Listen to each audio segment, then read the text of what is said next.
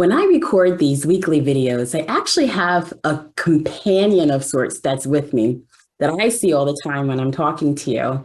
And it's something that's a little interesting. It's actually a reversible hand puppet that I've had for over 15 years now from, of all places, Bloomberg.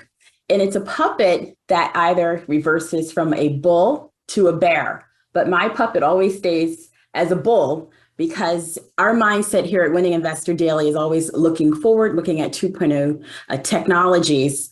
And this bull represents that we are bullish on those type of innovations. So today's video is no different.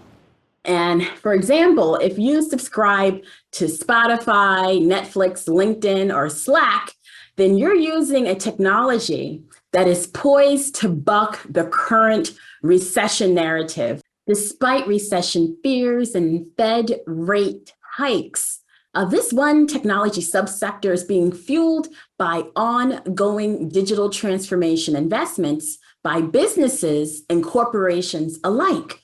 I'm talking about the software as a service market, or SaaS for short. And in this video, I'll share 2 ways to play the ever-growing SaaS market and why now, even in this bear market, SaaS can still reign supreme. Hi, I'm Amber Lancaster, and this is your Mega Trend Thursday video on the Winning Investor Daily YouTube channel. Thanks for joining me, and please like, subscribe, and click the YouTube notification bell to know immediately when new videos are posted.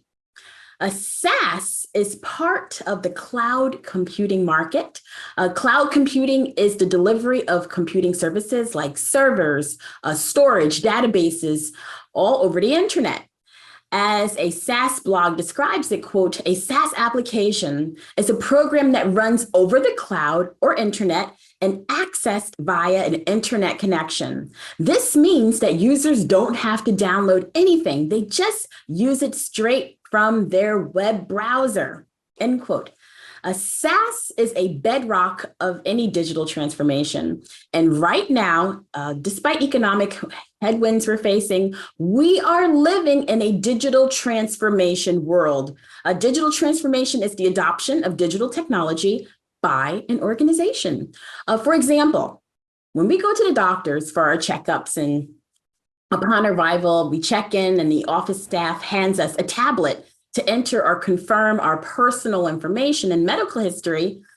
Guess what? That's run on a SaaS platform.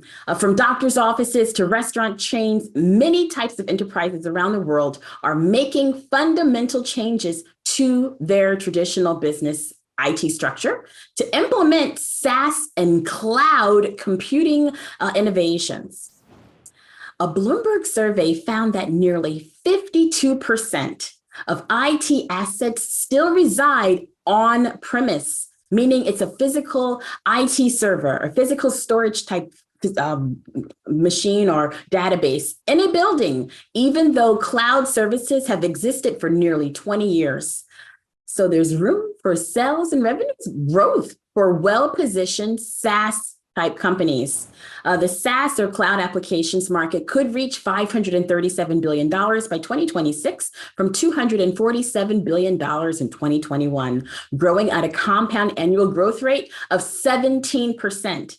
And here's the most promising part that I think is really interesting. The bear market we're in today is a ripe opportunity for SaaS providing companies.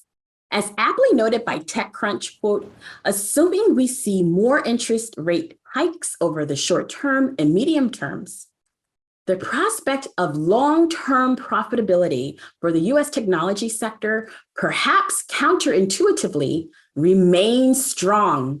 A repressed market would likely lead to above average returns for the tech sector, in particular, SaaS and cloud-enabled businesses, due to its ability to quickly scale without the additional infrastructure and supply chain ramp-ups that will be required by traditional brick and mortar businesses, end quote.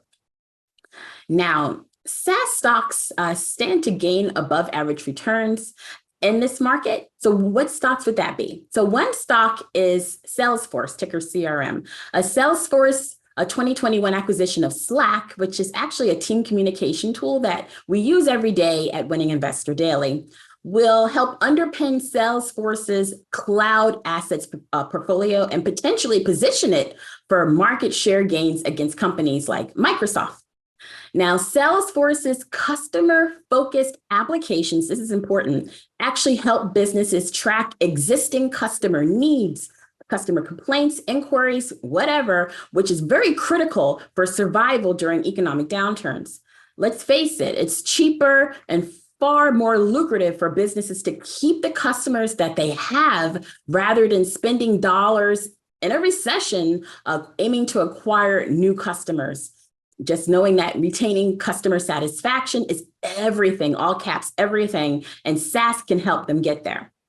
Plus, Bloomberg data shows Salesforce, quote, large suite of customer relationship management applications could fuel above industry sales growth as customers embrace more cloud-based products over the next 12 months.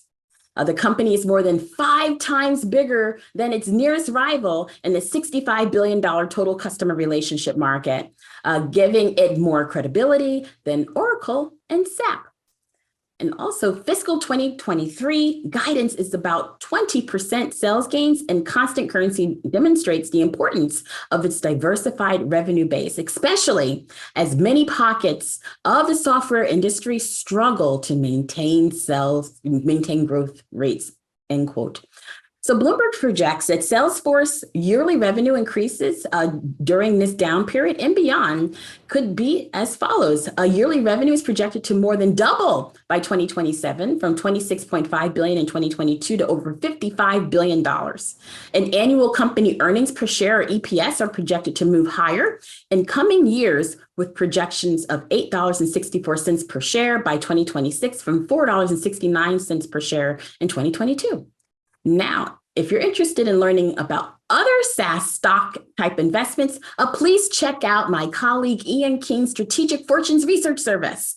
At the time of this recording, I counted about a half dozen SaaS stocks in his model portfolio.